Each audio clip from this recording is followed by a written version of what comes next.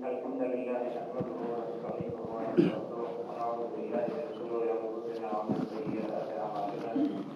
من يهده الله فلا مضل له ومن يضلل فلا هادي له، واشهد ان لا اله الا الله وحده لا شريك له، واشهد ان محمدا عبده ورسوله. اما بعد، فان خير الحديث كتاب الله وخير الهدي هدي محمد صلى الله عليه وسلم، وشر الامور محدثاتها وكل محدثه بدعه وكل بدعه ضلاله وكل ضلاله في النار. بارك الله فيكم. مني بعض كلمات النصيحه، والنصيحه واجبه على كل مسلم لكل مسلم، كما قال النبي صلى الله عليه وسلم: الدين النصيحه. قيل يا رسول الله، قال لله ولرسوله ولأئمة المسلمين وعامتهم. والنصيحة هو طلب الخير للمنصوح له. فإذا أريد بدون تفصيل أن أتكلم مع إخواني في تونس كلمات لعل الله تبارك وتعالى يفيدهم بالخير. فأولا بفضل الله تبارك وتعالى تونس قد دخلت في دور جديد وطور جديد، ومن قبل من قديم الزمان نعرف أن تونس من أسرع البلاد في تقليد الغرب. كان زميل لنا قبل أكثر من 40 سنة يدرس في الجامعة وتربى في المدينة، يدرس في الجامعة الإسلامية. كان يحكي أشياء كثيرة من حرية النساء وحرية أمور الأخرى، وكذلك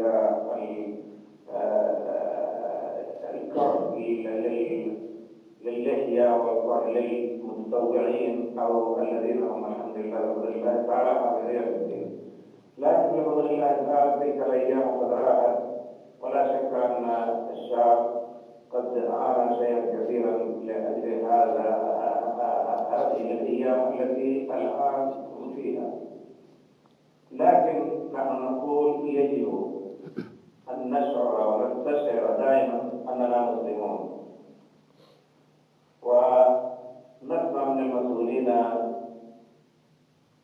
أن تونس المستقبل إن شاء الله ستكون تونس الخير والسلام، ينشر فيها الحرية والعدالة.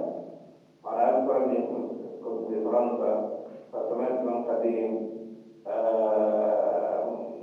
مقابلة لابن الجزيرة مع الشيخ الغنوشي والشيخ الطوباوي، فسمعت دائما يلهجون الحرية والعدالة وإعطاء كل ذي حق حقه.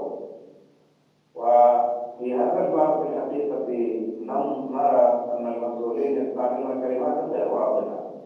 الحرية والعدالة كلمات لا شك أنها تجلب الناس وتجلب عقولهم، إعطاء كل ذي حق حقه، لكن يجب أن نعرف مع الحرية والعدالة، فيجب أن يكون مع الحرية والعدالة بما فسرته شريعة الإسلام التي أنزلها الله لعباده إلى يوم القيامة.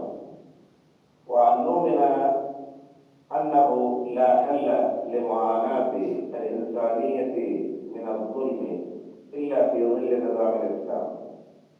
إذا كان أهل تونس أو أهل ليبيا أو أهل أي بلد الذين قد ضحوا كثيرا لتغيير ما كانوا فيها من الضيق، وخاصة لا شك أن المسلم كان في ضيق وحرج شديد في تلك البلاد، فلا شك إذا كانوا يريدون أن يجدوا إن شاء الله حرية في العبادة وحرية في دين الله تعالى، فينبغي أن يطلبوا الحل في ظل نظام الإسلام، ويحاولوا إقامة نظام الإسلام والحكم الإسلامي في ظل الكتاب والسنة، فلا يحصل الأمن والأمان والرخاء والعصمة والعفة وإعطاء الحقوق كما يعترف ويعرف به وكلا لا يحصل إلا في نظام الإسلام. نحن لا نريد الحرية والعدالة التي يفسرها غير المسلمين وأعداء الإسلام. الحرية والعدالة التي فسرها الله عز وجل خالق الأراضين والسماوات من فوق 7 أقدام. إن غيرنا يفسر الحرية بما يقررها عدة أفراد في مجالسهم ومؤتمراتهم، لكن نقول لهم أين الحرية عندهم في الحجاب وفي اللباس؟ يمنعون الناس ويجبرونهم على اللبس الخاص، وكذلك المرأة يلبسونها بلباس خاص ويجبرونها على لباس خاص. أين الحرية في الزواج من أكثر من واحدة؟ أين الحرية في إعطاء الفرصة لأداء الصلوات في الجامعات والمكاتب؟ إن كان غيرنا أو غير المسلمين لا يعطون الحرية للمسلم في هذه الأمور، فنحن مسلمون يجب أن نشعر بأننا مسلمون، وأمر الله تعالى أن نكون لا نموت إلا ونحن مسلمون. فإذا كان الناس يريدون إصلاح أعمالهم فعليهم أن يتعلقوا بغير نظام الإسلام، حتى إن الناس إذا كانوا مقيدين حتى بانتشارات المرور التي إذا قطعها واحد منهم فيسجن ويضرب وتلغى منه رخصة القيادة، وهذا أمر حتى شك فيه لأن مصالح الناس. فإذا يجب أن نعرف أن الإنسان الحر مقيد بتعاليم الله عز وجل، وليس حرا في كل ما يأتي ويذهب. ولما كان الأمر كذلك فلنعرف أن الحرية مقيدة بالقيود أنظمة تستر البشرية، ولا يستر البشرية إلا نظام الإسلام. ولذلك في الحقيقة أنا أذكر أن في بلادكم في تونس كان ضغطا شديدا وقد يكون ظلما في أسباب ممارسة شعائر الإسلام. أنا أذكر أن شخص من وقوع كبير السن جاء مكة قبل 3 أو 4 سنوات لرمضان، فجلس للحج وكان ساكنا قريبا مني فكنت ألقاه كثيرا. قال سبحان الله، جاء يوما في صباح 27 ليلة 27 من رمضان باكيا، وقال اليوم قرر الرئيس التونسي وأعلن أن أي امرأة تخرج في الشارع وتغطي رأسها فأمرنا الشرطة أن ينزلوا ثمارها على رؤوس الأشخاص. كان يبكي مسكين. قلنا الله أكبر، اللهم هؤلاء أنا كلها لو عقولهم هكذا حتى يغرقوا في التضرر وتقدير الضرر. ولذلك أولا ننصح الإخوة الذين قد تقلدوا مسؤولية هذه الأمة التي عانت كثيرا في دينها، ننصحهم أن يكونوا ترجمة لقول الله عز وجل: الذين إن مكناهم في الأرض أقاموا الصلاة وآتوا الزكاة وأمروا بالمعروف ونهوا عن المنكر. ولا يختار الأمة بكلمات غير واضحة. يجب أن يقولوا: نحن نريد إن شاء الله الحكم الإسلامي المستقى من كتاب الله وسنة رسوله صلى الله عليه وسلم، ولا يخافوا في هذه السبيل جيران أو ناسا الذين هم يخذلونهم أو شيء من هذا النوع، وإن الله ناصرهم إن كنتم أو إن كانوا يتوكلون على الله، ومن يتوكل على الله فهو حسبه. ولهم في الملك عبد العزيز رحمه الله الذي أسس المملكة بعد إجداده بعد ما كان الفساد والفساد، لكن الرجل المؤمن بالله بفضل الله تعالى قام بعزم إقامة دين الله تعالى، وكان ضعيفا في فساده وحتى في عدد وبقائه، لكن الله عز وجل قد فتح الله له البلاد وأقام دولة دستورها الكتاب والسنة، وهي ليست دستورها الكتاب والسنة. كم نفرح حينما نسمع من ولي العهد تقريبا يقول: نحن سلفيون على قناعة ولن نتنازل عنها. فهكذا بجرأة الدين وجرأة الإيمان وجرأة حب رسول الله صلى الله عليه وسلم ينبغي أن يكون الولاة بهذه البلاد الذين قد مكن الله لهم من ناصية هذه البلاد. فأول واجب على الناس تعلم العلم الواجب للدين. اقرأ باسم ربك الذي خلق. فيجب على الدولة أن تهيئ لهم علما كافيا لأسئلة القبر الثلاثة: من ربك وما دينك ومن نبيك. هذا هو الذي أخبر النبي صلى الله عليه وسلم في قوله: طلب العلم فريضة على كل مسلم. وفسر علماؤنا أن العلم الواجب على كل مسلم ومسلمة، سواء كان يتصدى للتعلم العلم العالي أو يتصدى للزراعة والتجارة أو أي معيشة، لكن يجب أن يكون يتعلم هذه الأشياء أولا حتى يبقى مسلما ويخاف ربه ويدخل في التجارة وفي النجارة وفي أي عمل من أعمال الدنيا يخاف الله عز وجل، فيكون الأمن والخير يسود المجتمع. فيجب على الدولة أن تهيئ لهم هذا الشيء الذي هو أول واجب، ويتعلم العلم المناسب. والحمد لله رب العالمين قد يكون التوفيق في هذا الباب أن تكون الدولة تتبنى من أول الأمر في تعليم الأطفال في حقوقهم في مدارسها هذه الأمور في جميع مراحلها. والحمد لله الآن نحن في جامعة المنصورة وذلك جميع جامعات المملكة في كل مرحلة، حتى لو كان أو في كل نوع حتى كان في الهندسة أو في الطب أو في أي شيء، يجب عليه أن يحفظ في كل مرحلة من مراحل التعليم أو في التعليم كل سنة مقدار معين من كتاب الله عز وجل لا يعطى، وكذلك من أحاديث رسول الله لا يعطى الشهادة إذا لم ينجح بهذه العلوم أيضا. فبذلك على كل حال نرجو من الله تبارك وتعالى أن تمشي الدولة في سياستها في تعليم محمد صلى الله عليه وسلم في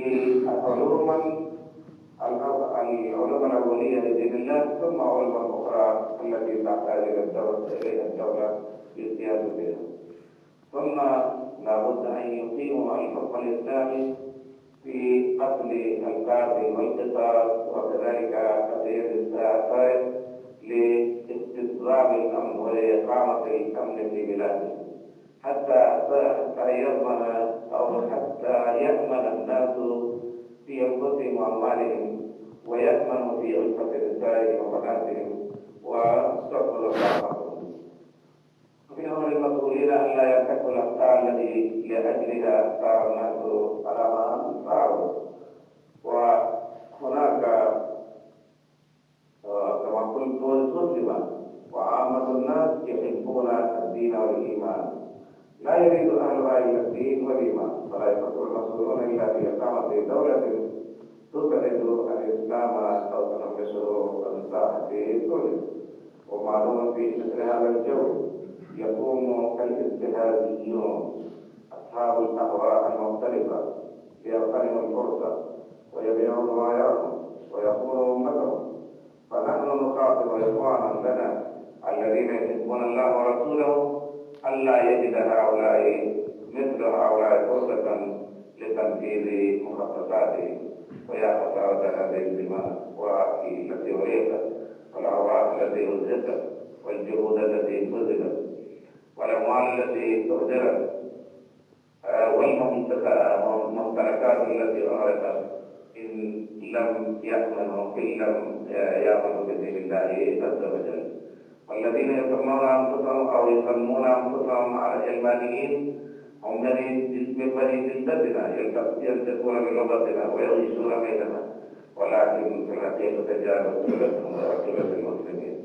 فيجب على عامة الناس أن يفهموا ولا يعطوا فرصة لهؤلاء أن يتدخلوا في سياسة الحكم.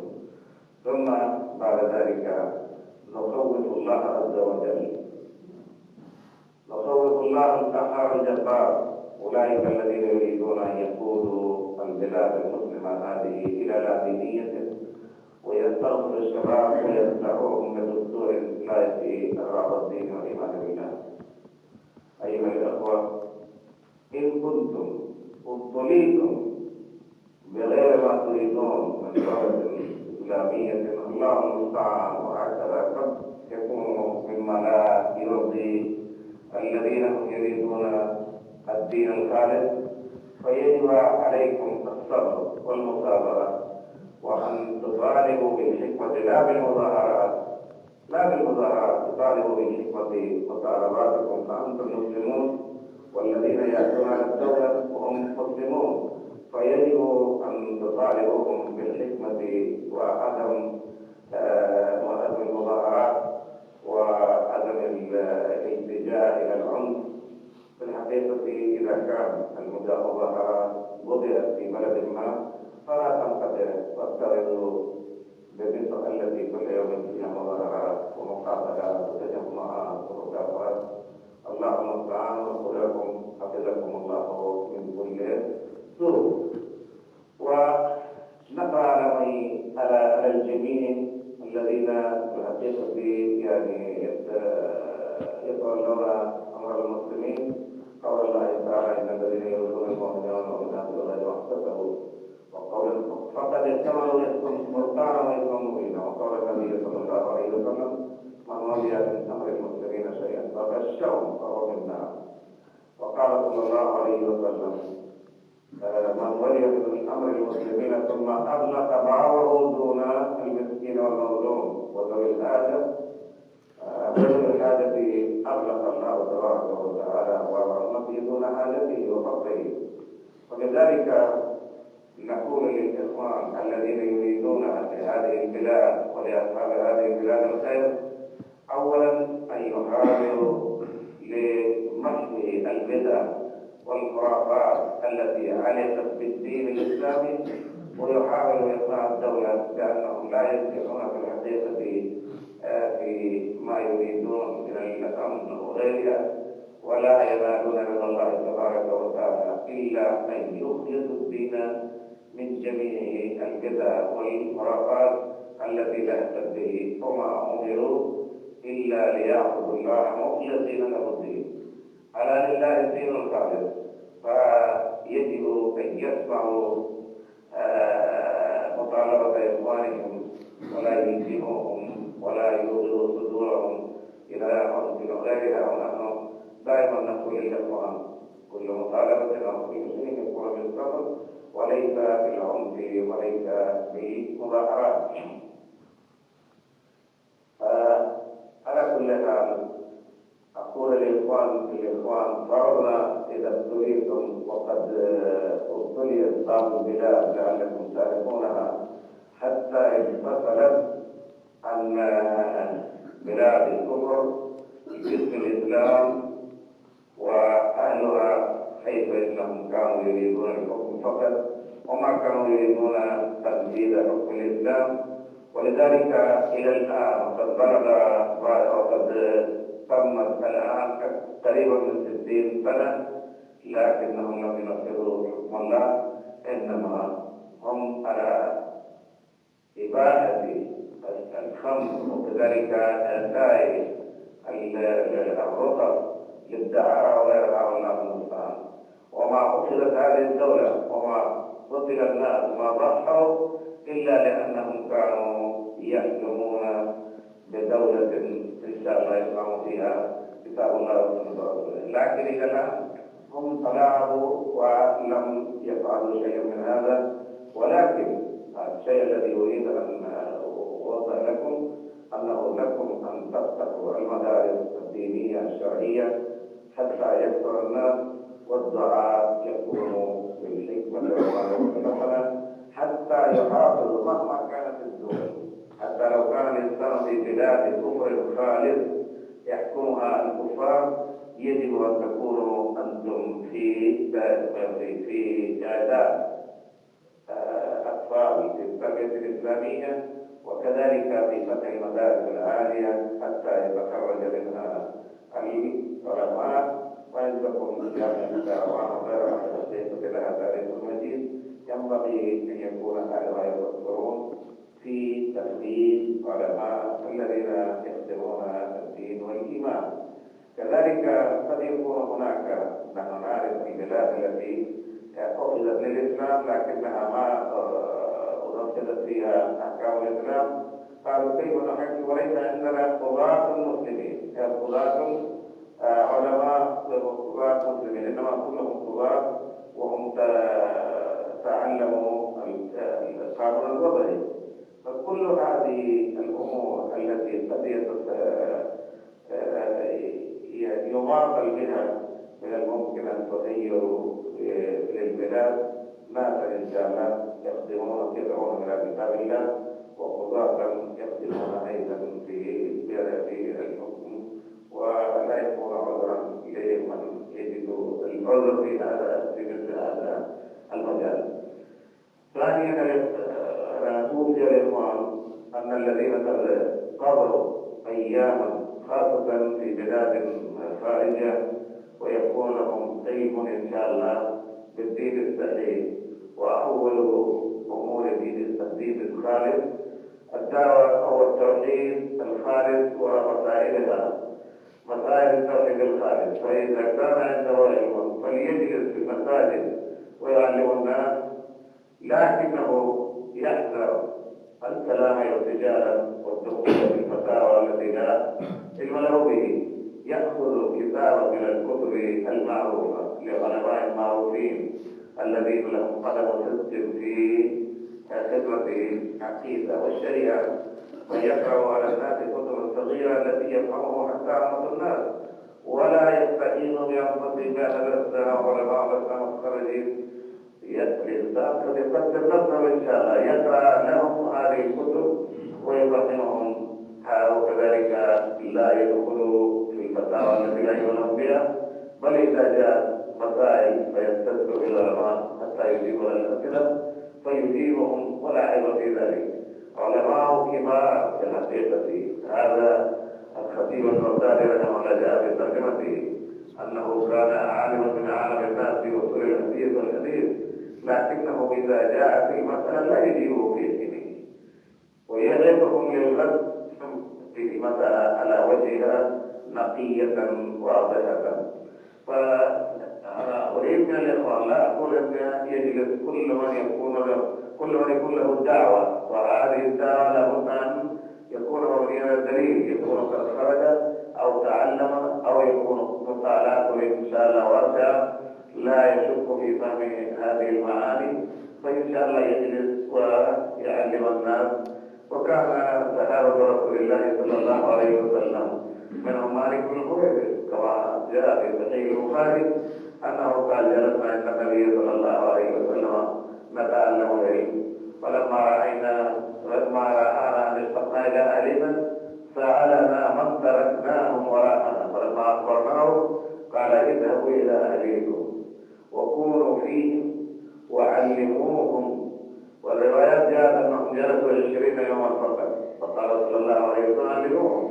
ومعلوم أن في 20 يوما لا يقدر أحد منهم أن يحيط بالعلم جميعا في التفسير في سنة الرسول صلى الله عليه وسلم، إلا أن المسائل الواجبة في الصلاة وغيرها قد تعلم فيكون يعلم الناس ما تعلم على معنى قول النبي صلى الله عليه وسلم بل هو أنه ولو آية.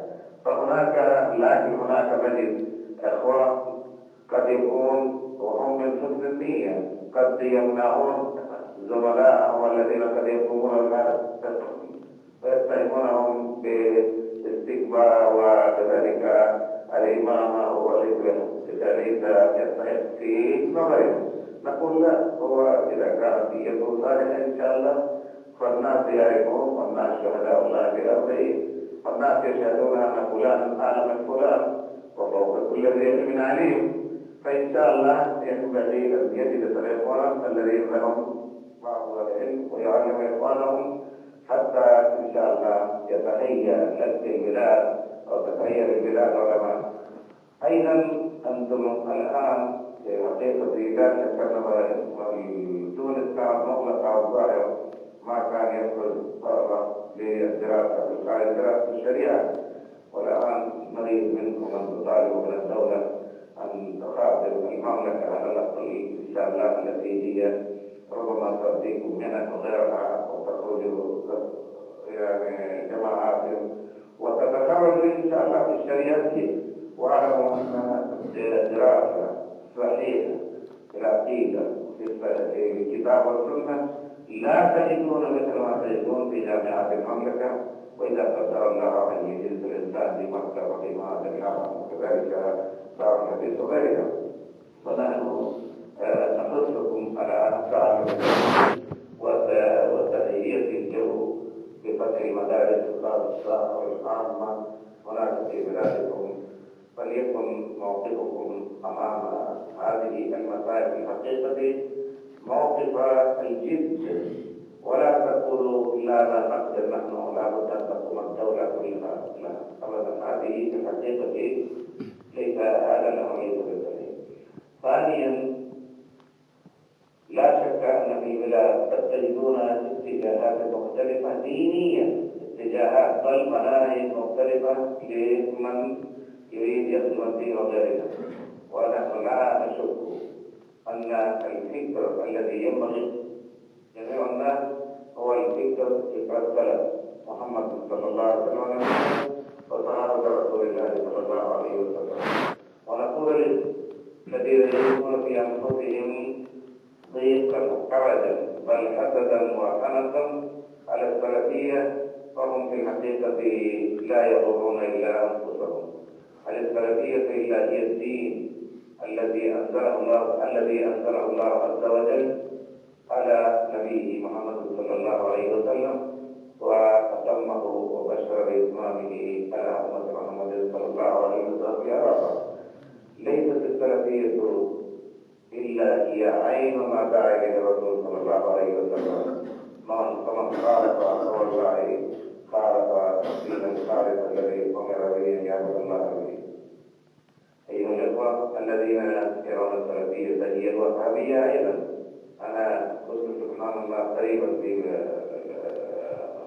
مدة شهور في باريس، فسمعت ناسا وهم قد ينتمون إلى تيجان ينتمون إلى كذا وكذا يسبون الوهابية وأنها عدوة لمحمد صلى الله عليه وسلم.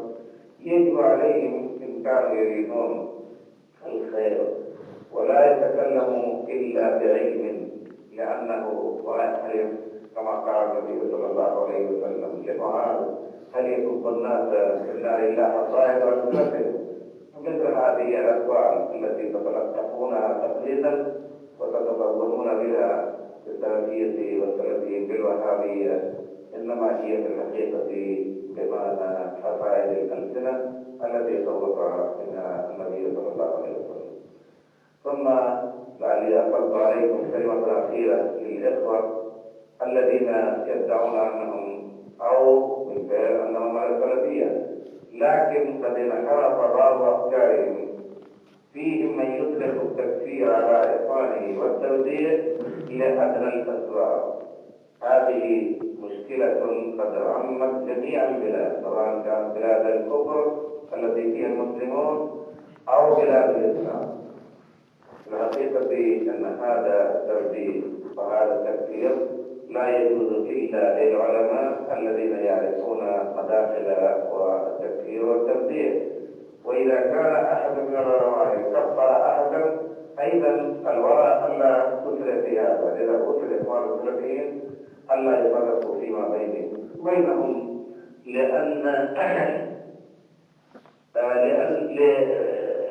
الإنسان على كل حال مركب من الخطأ والنسيان مهما كان فقد يخطئ، فلأدنى الأخطاء لا ينبغي الحجر ولا التبديل، وليكن اجتهادهم النصح والتفاهم بالحكمة والموعظة الحسنة. إن كنتم من السلفيين آمنين بالكتاب والسنة فلتكثروا بالحقيقة في تعلم العلم بدون التدخل في هذه الأمور التي يفرق الأمة. وتعرفون في علمكم أن هناك إرشادات في هذا الباب للعلماء من المعاصرين وكذلك من القدماء أيضا، لا شك أن هؤلاء كانوا أحرص الناس على دين الله وعلى جمع كلمة الله. قال عبد الله بن مبارك رحمه الله: إذا غلبت محاسن الرجل على مساوئه لم تذكر المساوي، وإذا غلبت المساوي المحاسن لم تذكر المحاسن. لم تذكر أبدا، لكن لا يعني هذا أنك إذا رأيت سيئة أو خطأ من أحد فتبتلي به بالحكمة وبالصمت، كما قال النبي صلى الله عليه وسلم: المؤمن مرآة المؤمن. فكما أن المرآة إذا رأى الإنسان فيها فالمرآة تبين له مقاطع وجهه وماذا فيه، الشعر الطويل، الشعر القصير أو كذا، فبصمت ولا يسيء به. فيجب أن يكون طريقة الإسلام فيما بين الإخوان ينبغي أن تكون على هذه الطريقة بصمت وحكمة، ولا يجوز أن يرى الباطل ثم يسقط عليه. ابن تيمية رحمه الله تعرفون أنه من أعظم الناس الذين دعوا إلى الدين الخالص والتوحيد في وقت كان الناس كلهم مخالفين، ولكن ماذا يقول؟ ينبغي أن يعرف أن الطوائف المنتسبة إلى مفتوحين في أصول الدين والكلام على درجات، منهم من يكون قد خالف السنة في أصول عظيمة، ومنهم من يكون إنما خالف السنة في أمور دقيقة، ومن يكون قد رد على غيره من الطوائف الذين هم أبعد عن السنة منهم فيكون محمودا فيما رده من الباطل وقاله لنا، ولكن يكون قد جاوز الحد في رده بحيث جحد بعض الحق وقال بعض الباطل، فيكون قد رد بدعة كبيرة ببدعة أخف منه، ورد باطلا بباطل أخف منه. وهذه هذا أكثر الكلام المنتسبين إلى السنة والجماعة. ومثل هؤلاء إذا لم يجعلوا ما ابتدعوه قولا يخالفون به جماعة المسلمين يوالون عليه ويعادون، كان من نوع الخطأ، والله سبحانه وتعالى يغفر للمؤمنين خطأهم.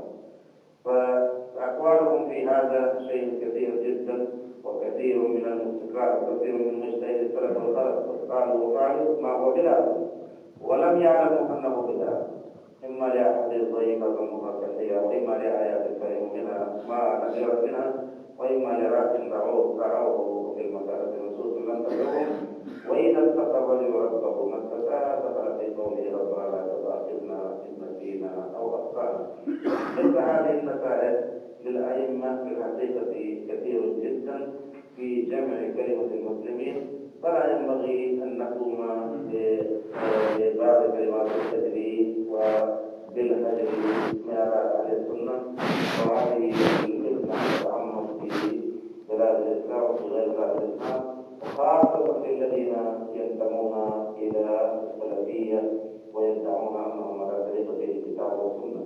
ما دام الإنسان مخالف ولم يدخل في دائرة الكفر فله حق الإسلام عامة، ومن حقه في الإسلام أن ينصح حتى يرجع إلى الحق، لا أن يهجر حجرا تاما، ولا يهجر إلا من يخاف منه ويخاف من قربانه أنه يوسع.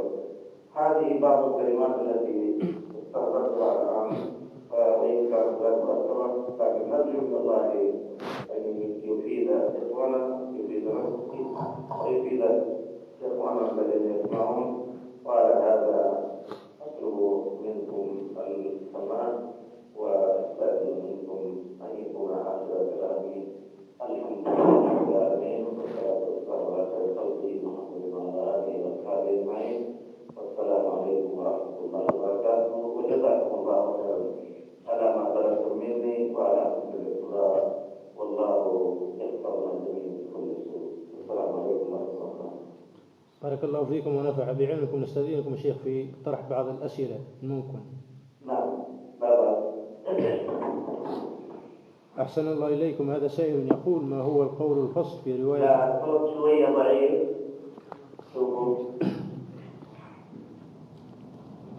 أحسن الله إليكم. هذا سائل يقول: ما هو القول الفصل في رواية حديث رسول الله صلى الله عليه وسلم بالمعنى مع ذكر دليل من لا يجوز ذلك، ومن قال به من علماء السلف المعاصرين؟ والله هذا الذي ذكروا له من رواية الحديث بالمعنى أنه يكون عالما باللغة وعالما بما يرادف باللغة ويحيل المعنى.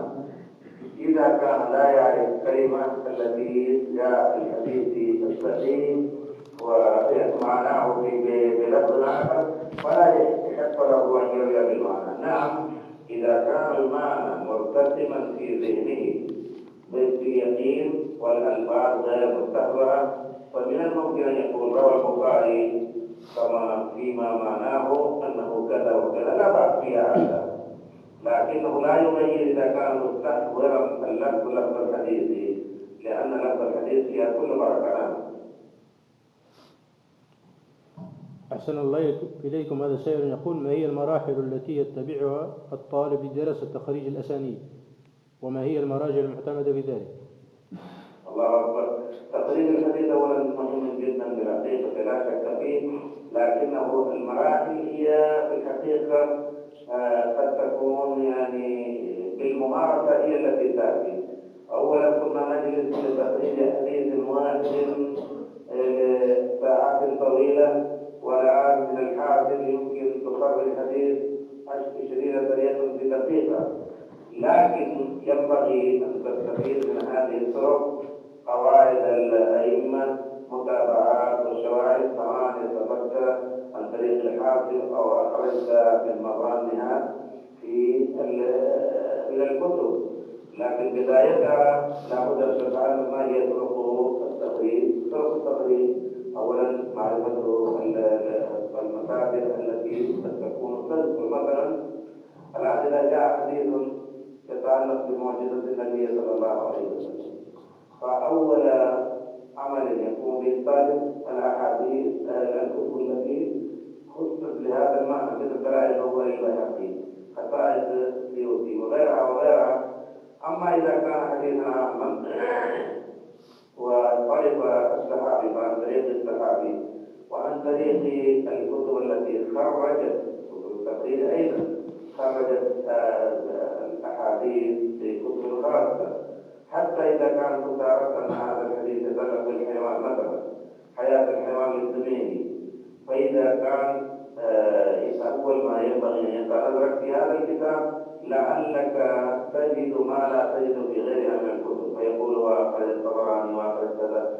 فإذا الذي ندرسه في هذا الباب أنه لا يتقيد بشيء خاص، كلما يكون إذا كان طريق اللفظ كان أول أسماء المقارب. الآن جاء الحافظ العالي أفضل منه، لكنه لا يعتمد الطالب مما نقل الحافظ لأنه قد يكون نقل خطأ وأدخلوا إسنادا في إسناد إلى آخره.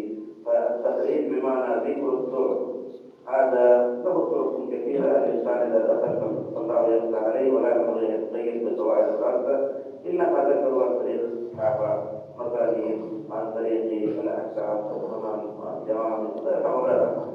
لكن بعد ذلك يجب أن يتعلم مع التخريج الحكم على الطرق كيف يكون. ومعروف أن الحديث الصحيح ما رفع أحد الأحكام متصل غير معلق ولا شاذ. هذه الشروط من أهم ما يكون أن يتعلم الطالب حتى ينجح في معرفة حكم الأحاديث. أحسن الله إليكم. هذا السائل يقول: حكم إعطاء مال الفائدة الربوية للأخت. نعم. يسأل عن حكم إعطاء الفائدة الربوية للأخت.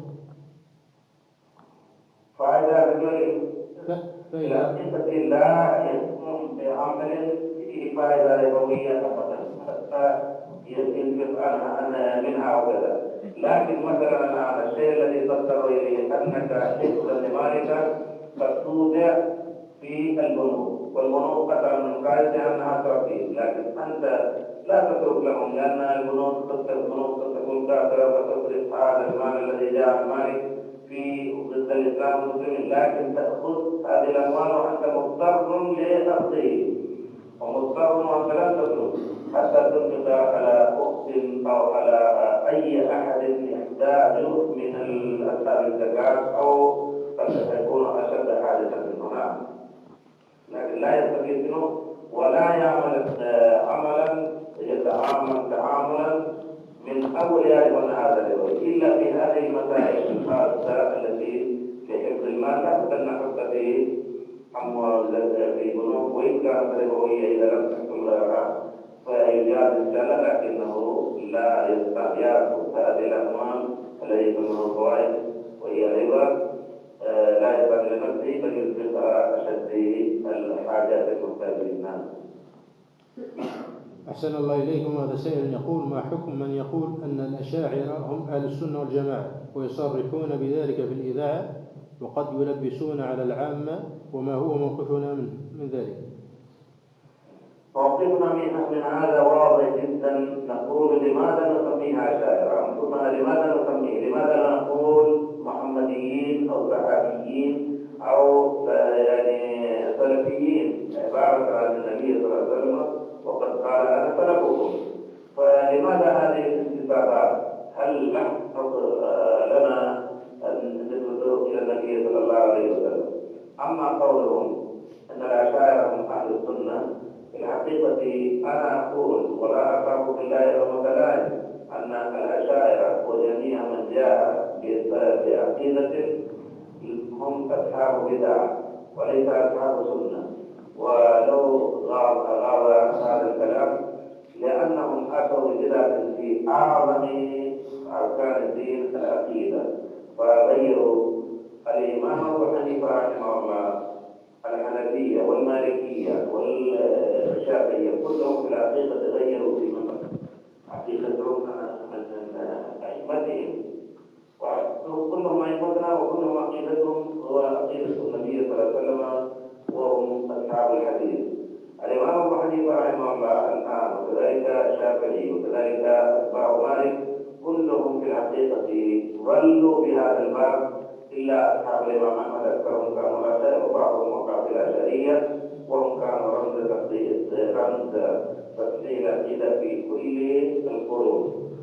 فصاروا تسمية الأشاعرة على السنة فيه غش للناس وفيه خداع للناس في الحقيقة، وهم جاءوا ببدعة ولا شك أن هذا خطأ ويجب عليهم أن ينظروا في خطأهم هذا ويرجعوا إليه.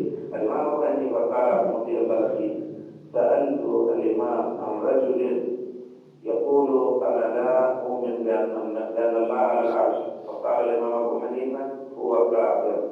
قال: ثم سألت عن رجل يقول أنا أعرف أن الله على العرش ولكن لا أؤمن بأن العرش في الأرض أو في السماء، قال هو كافر، لأن الله تعالى يقول: أفأمنتم من في السماء فهو في السماء في العلو والعرش فوق السماء.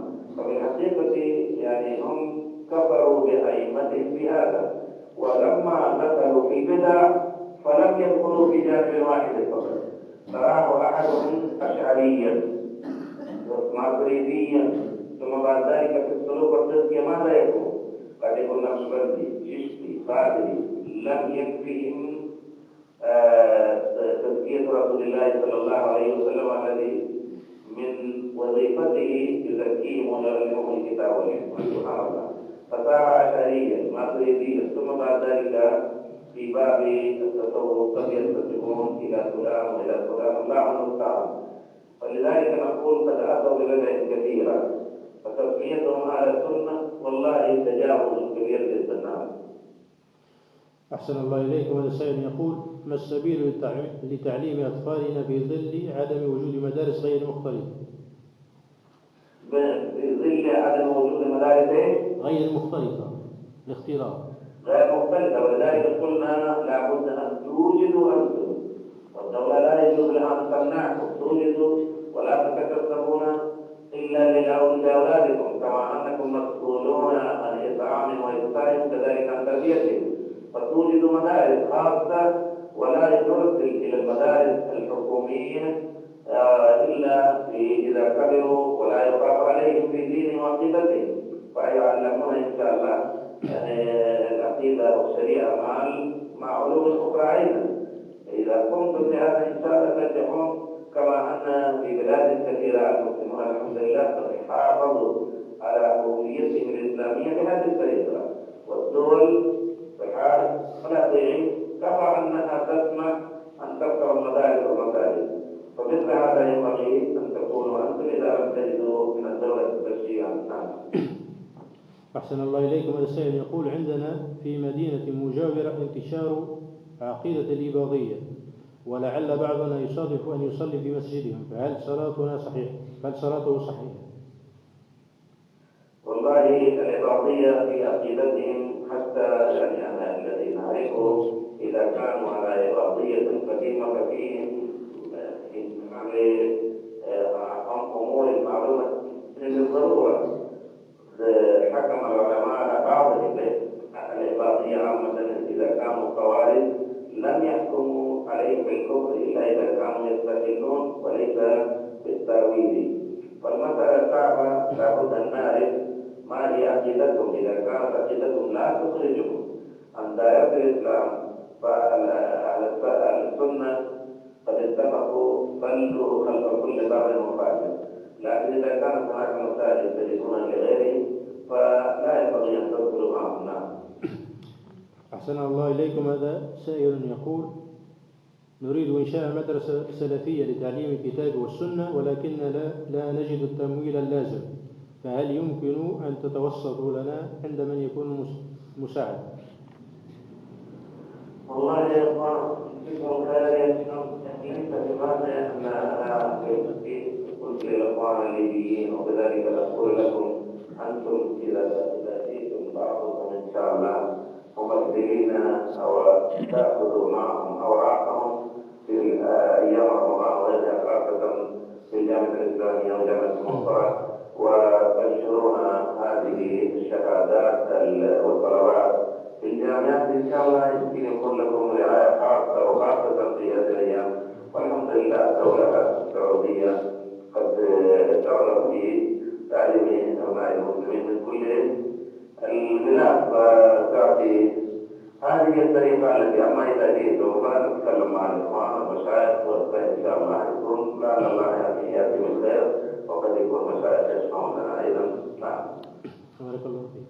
أحسن الله إليكم. هذا السائل يقول: هل يمكن لمن حفظ القرآن ولكنه لم يدرس عند العلماء أن يقيم دورة ويشرح فيها كتاب الباحث الحديث أو كتابا في أصول الفقه؟ لا، قلت لكم أنا أعتقد أنه لا يجوز إذا لم يعرف أنه له قدر صدق في التعلم، لم يكن إلى أو لم يدرس ولم يفعل. نعرف أن هناك كثير من الناس قد يكون نفسه بفضل الله تعالى بالتقوى والورع، يتعلم شيئا كثيرا والحمد لله يتأهل بأن يكون يدرس بعض الأشياء التي هي مبادئ الكتب الابتدائية أو في كتب الصغيرة في العقيدة وغيرها.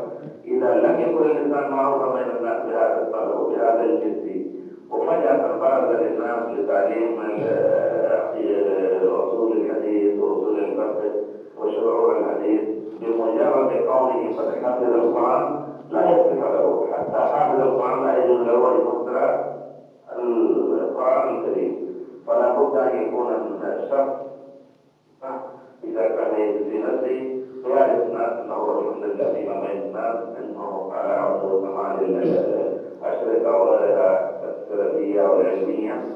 فإن شاء الله إذا جلس ومعه ناس أيضا مثلهم في الدراسة وغيرها ربما يفيد إن شاء الله. أما أن يدخل في علوم الحديث وغيره فصعب.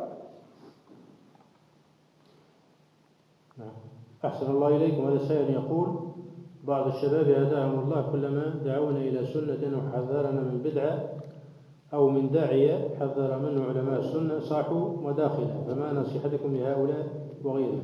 لماذا ينتهون؟ لماذا؟ كيف يقولون؟ ماذا يقولون؟ يقولون أنهم مداخلة أو جميع أو مداخلة. نعم. إذا كان هذا الشيخ ربيع اللي يعلم أن الشيخ ربيع جزاه الله خير قد وفقه الله تبارك وتعالى للبدع، يعني حتى في جماعات وغيرها تصحبها بعض الأشياء، فجزاه الله خير لا خير. أما تسمية المداخلة فليسموا، لكنهم هل يعني يقولون أن كلامك هذا باطل مخالف للكتاب؟ ما يقدرون يقولوا. فأنت ما عليك إلا البلاغ، والنبي صلى الله عليه وسلم ما كان عليه بلاغ ولست عليه بيتا، لكن لا تسقط عن النفس. بارك الله فيك. وأما الكلام لعله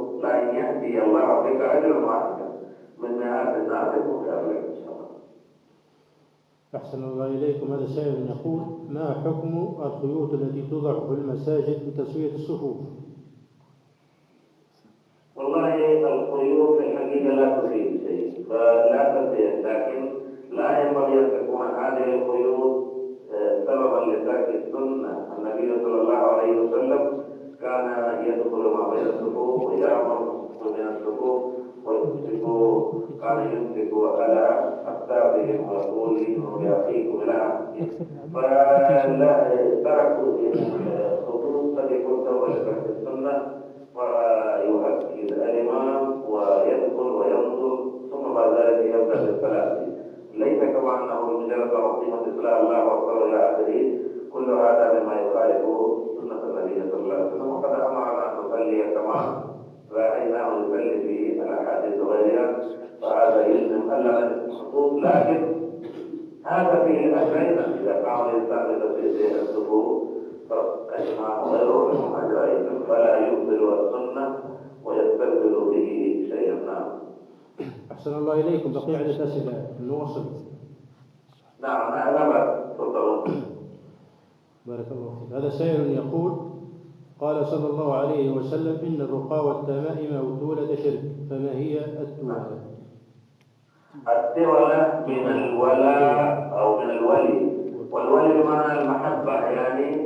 فالرقية أو الذي كانوا يجعلون ويكتبون لجمع اثنين من العشاق أو بين الزوج إذا كان بينهم اختلاف وهنا شيء يعلمون جسم الشاب، هذا لا شك أنه شرك توقع النبي صلى الله عليه وسلم. التولى من الولي، والولي بمعنى اتصال والتوافق وكذا، فبهذا المعنى كانوا يجعلون عروضا ويعلقون مثل التميمة. نعم.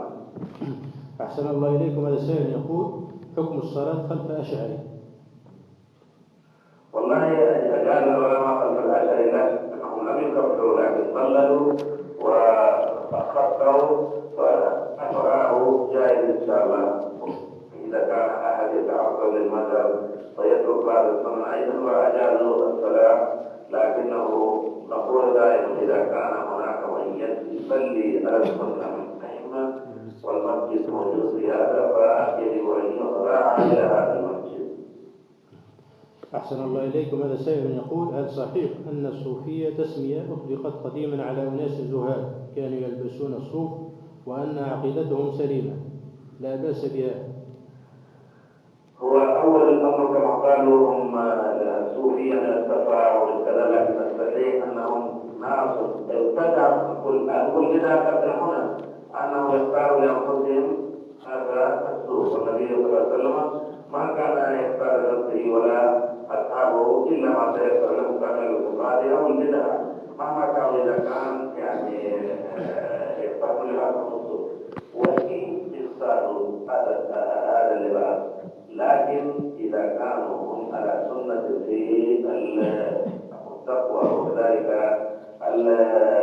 التقلل من الدنيا وغيرها، وليس أنهم يكونون عالما على الآخرين، فهذا زهد. لماذا وهذه الكلمة المباركة لماذا نستبدل به ونسمي التصوف الصوفية؟ ولذلك بالحقيقة فيه قلنا الزهد بمعنى التصوف وهذا مثله. إذا كان مثله كنا ننزل على التسمية، لكن تعرفون أن التصوف قد ترقى إلى حد أنه قد دخل في الكفر أيضا كما جاء ابن العربي وغيرهم. فلذلك المتتبع لسنة الرسول أو للدين الخالص لا يجد جواز في الانتساب إلى هذه النسبة ولا أن يكون في عقيدة الفاسدة. أحسن الله إليكم. هذا سائل يقول: أنا أعمل في جني زيتون وأحصل على أجري نسبة مئوية في المحصول وبلغ ما عندي الآن النصاب، فهل تلزمني الزكاة؟ نعم، أي واحد قد بلغ ماله النصاب وهذا الحال عليه الحول يجب عليه الزكاة. نعم، هذا لا يشك فيه. قليل المال تؤدي حق الله فيها من قليل، واحد مليونير يؤدي حقه فيها. ليس فيه شك الإنسان إلا إذا كان ينفذ ولا يملك إلا أو لا يأخذ من الأجرة إلا ما يأكل ويشرب ولا يبقى شيء يدخر طول السنة بحيث يقول عليه الحول ولا يجب عليه، لكن ما دام موجود قليلا فيعطي دليله. أحسن الله إليكم. هذا سائل يقول: هل من سب الجلالة يعذر بجهله وكيف نتعامل معه؟ يعني من سب الله عز وجل نعم، هذا لا يعذر بالجهل في الحقيقة. سأحب الرسول وسأحب الله عز وجل لا شك أنه كافر، لكنه في أي يعني مسائل الكفر وغيرها يجب أن يستتاب ويتاب وإلا قتل. هكذا لأصحابه العلماء السابقين وغيرهم كما ذكر ابن تيمية رحمه الله في كتابه السالم المسلول على شاتم الرسول. فكيف بشاتم الله عز وجل؟ لا يعذر بالجهل أبدا، ليس فيه إلا إذا كان الإنسان مجنونا فاقد العقل، وإلا ليس عنده حرمة لله عز وجل إلا هذا حتى أنه يسب ويقول أنا لست عالما نسب الله لا يجوز. هذا شيء غير مقبول عقلا وشرعا. أحسن الله إليكم. هذا سائل يقول: لبست الجوارب وأنا ليس على وضوء، وقبل الظهر توضأت ومسحت على الجوارب، وصليت الظهر والعصر، وقبل المغرب تذكرت أني لبستهم على غير وضوء، هل أعيد الصلاة؟ نعم، لأنه من شرط جواز المسح كما قال النبي صلى الله عليه وسلم للمغيرة إلى الشعر: اصدعهما فإني أدخلتهما فأجرتين. فما دام تذكر كذلك إذا كان تذكر الاحتلام وصلى الغسل الأشياء فيعيد هذه الصلوات قطعا ولو بعد حين. نعم. أحسن الله إليكم. هذا سائل يقول: في مدينتنا فيها كثير من السحرة، فكيف نتعامل معه؟ والله ندعو الله تعالى أن يوفق الدولة أن تتبع هؤلاء وتتعاقب عليهم وتعاقبهم معاقبة الشريعة الإسلامية، لكن تشرهم وشرارهم كبير جدا في الأمة.